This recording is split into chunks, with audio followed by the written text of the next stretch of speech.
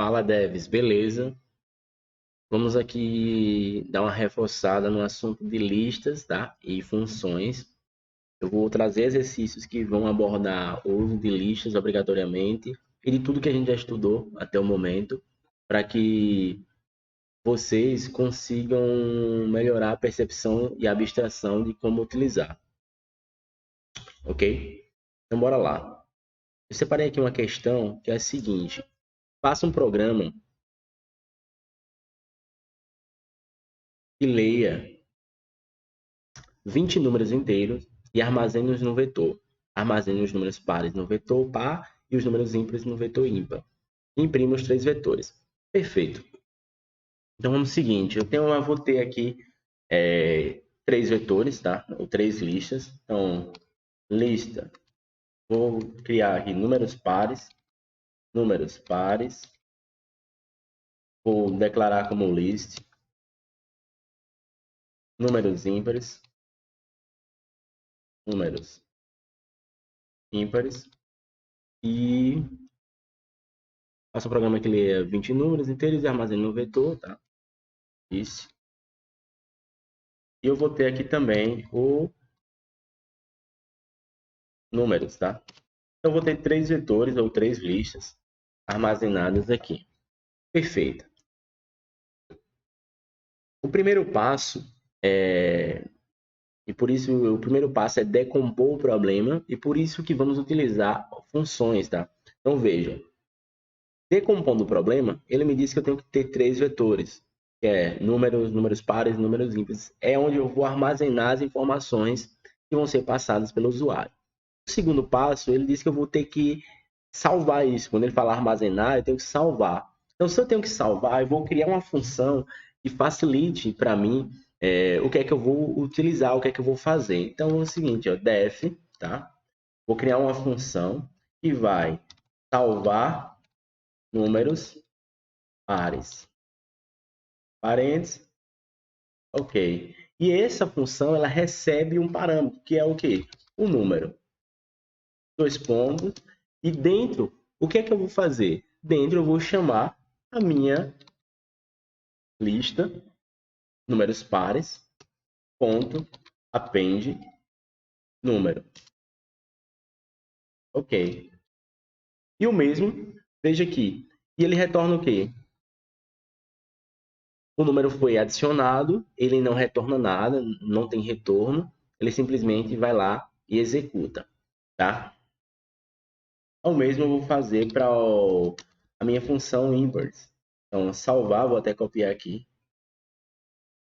Então, def salvar números ímpares. Lembrando, toda função ela tem que iniciar sempre com um verbo, porque tem que emitir uma ação, ok? Então, números ímpares. Tá aqui. Então, eu tenho uma função para cada uma delas, assim, desta forma, eu facilito, eu quebro os blocos e se eu precisar reutilizar essas funções dentro do meu código, eu reutilizo. Perfeito. E, por fim, eu vou criar a função que vai pegar o quê? Vai separar, tá? Os números que existem nessa lista e vai salvar em cada função dela. Porque o que é que ele diz? Ó, faça um programa que leia 20 números. Ok. Então, ele vai ler os 20 números e vai executar. Então, eu vou criar uma função aqui que vai o quê? Separar números pares, ímpares. E ele vai receber o quê? Ele vai receber uma lista, tá? Uma lista de números. Dois pontos. Perfeito? Ele vai receber uma lista. E está bem abstrato. Tá? Aqui eu crio uma variável. Essa variável, ela vai ser do tipo o seguinte. Lista. Aqui é dois pontos. Dois pontos. Dois pontos. Ok. Então, eu vou dizer que vou criar aqui uma aux lista. Aliás, vou dizer aqui, ó, que Vou percorrer essa lista, então vou fazer um for número in range, ou in range não, em lista números, tá? Lista números, dois pontos. E aí eu vou separar de acordo com o tipo de número. Então, se o número, ou o resto da sua divisão por 2 for igual a zero, então é um número par, tá? E ele vai, se é um número par, onde é que ele vai salvar? Ele vai salvar, ó, eu chamo a minha função salvar números pares, onde ele recebe o número. Se não, é um número ímpar. Então vai salvar o número ímpar na lista de números ímpares. Vamos salvar números. Ok, perfeito. E aí ele vai rodar. Então, qual é o próximo passo? Então, já tenho aqui, ó, 3 lógicas, tá? Uma para salvar os números pares, outra para salvar os números ímpares. E tenho aqui para separar os números ímpares dos pares e salvar, respectivamente, cada um em sua lista. E por que eu não adiciono ele aqui direto à minha lista? Simples, porque quando você está trabalhando orientado a objetos, e o Python é total orientado a objetos, você tem que entender que você tem que quebrar, tá, em funções, e cada função ela tem que ter uma única objetivo, uma única ação. Então, no momento, nós estamos trabalhando com lista para armazenar essas informações, mas aqui poderia ser um objeto que iria se conectar com o banco de dados e iria enviar essas informações. Então, eu não posso quebrar o paradigma, ok? Tendo as minhas funções, agora eu vou testar o código. E o que é que ele pede? Ele diz o seguinte, ó, solicita ao usuário que ele faça o quê? 20 vezes, tá? Então, que ele informe 20 números.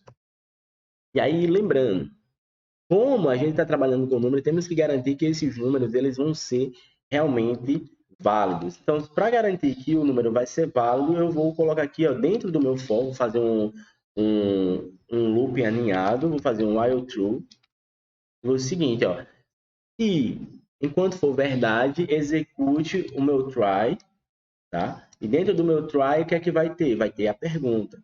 Então, número, vou colocar aqui como aux número para poder diferenciar a variável. Aux número recebe int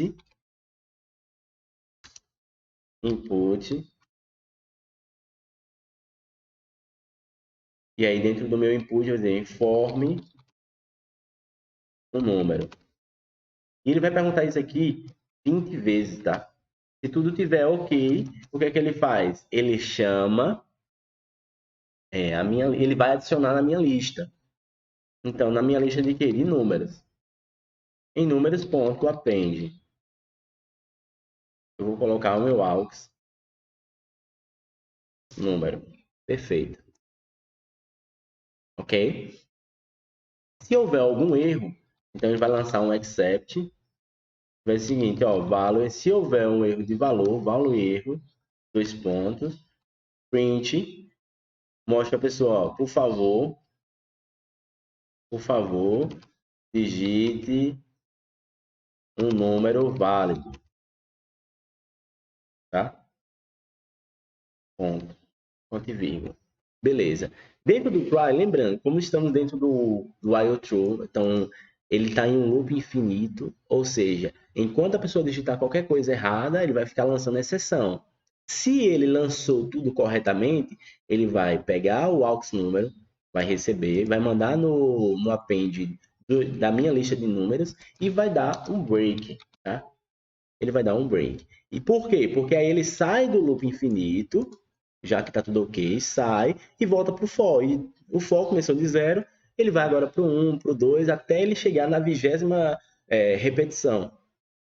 Por fim, tá? Por fim, eu vou fazer o quê? Vou chamar minha função separar números, pares e ímpares, e vou dizer o seguinte, ó, recebe aí a minha lista de números, tá? e executa essas ações para mim. Quais são as ações que ele vai fazer em separar números? Ele vai percorrer a lista de números, vai verificar número a número se é um ímpar ou se é um par, e vai retornar, tá? Já com todas as listas, tudo alimentado. Por fim, eu vou dar aqui o print. Ó. Print, o quê? Números primeiro. Vou até colocar aqui assim, ó. Lista 1, lista original e print lista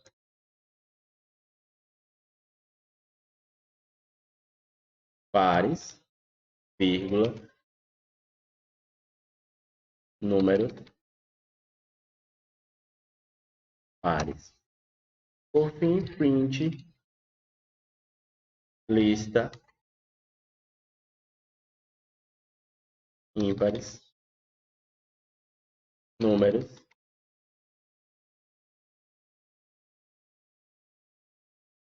ímpares. Pronto, agora é só testar. Vou executar. Informe o número. Lembrando, se eu botar um texto aqui, ele vai lançar a exceção. Ó, por favor, digite um número válido. Lembrando, é um inteiro. Se eu colocar um float aqui, também vai dar erro. Tá? Por favor, digite um número válido. Se eu colocar true, vai dar erro. Por favor, digite um número válido. Então, beleza. Está funcionando a nossa exceção. Ele vai ficar em loop infinito. E ele ainda está na primeira tentativa, tá? Então, ah, tá. Só para facilitar também esse entendimento, essa abstração, o que é que eu vou fazer? Vou colocar aqui, ó.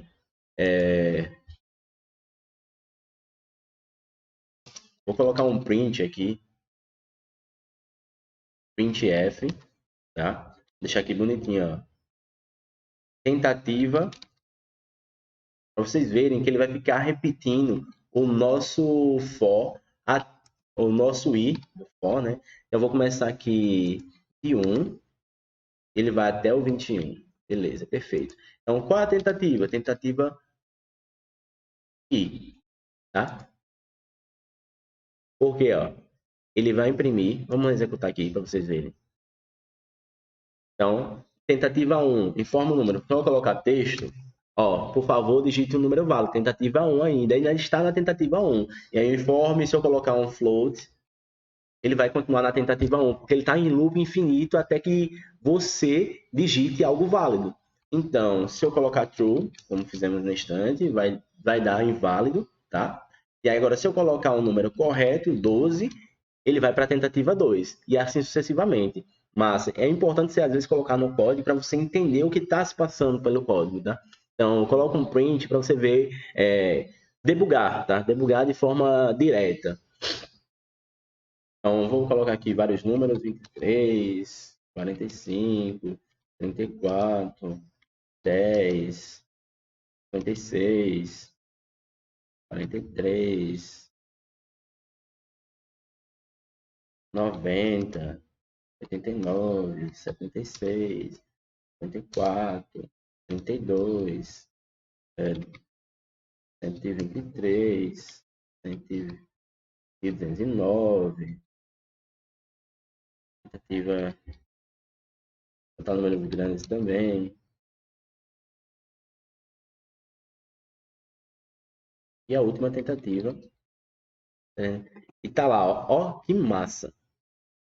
Ele foi lista original, ele recebe todos os números na lista de pares, ele, ó, 12, 34, 10, 56, 90, 76, 54, 32, 876, e ele separou tudo aqui perfeito. Então, voltando aqui para o código para fechar, veja bem, ó, o que é feito, ó, eu faço um programa que lê 20 números, ele vai ler os 20 números, mas ler os 20 números é a parte final. Então, você tem que entender, quando você pega o problema, você vai decompor esse problema. E aí você vai passo a passo. Qual o primeiro passo? É ver que você vai ter que criar os 3 vetores, as 3 listas, e declarar elas. Foi o que fizemos aqui, ó, da linha 4 à linha 6.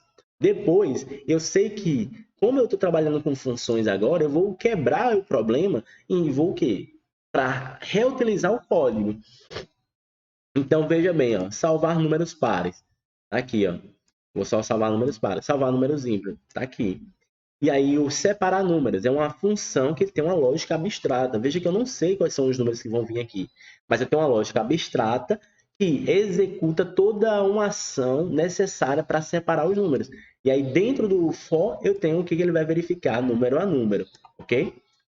E por fim eu tenho o teste. O meu teste é da linha 21 até a linha 28, tá? Então, espero que vocês tenham entendido, espero que tenha sido proveitoso e vamos trazer outros exercícios para melhorar mais ainda o raciocínio de vocês. Uma dica que eu dou sempre é, ao invés de querer baixar o código todo, digita linha a linha, tá? É uma dica ótima. Digitar linha a linha para você ir abstraindo o que eu fiz e eu tenho certeza que ao final você vai estar programando muito bem, tá? Então é isso, queria agradecer. Obrigado aí. Valeu, pessoal. Tamo junto e até a próxima. Lembre de seguir lá o Instagram, Computação para Todos, e de compartilhar aí todo esse conteúdo com outras pessoas. Valeu. Comentem, curtam e tamo junto. Fui.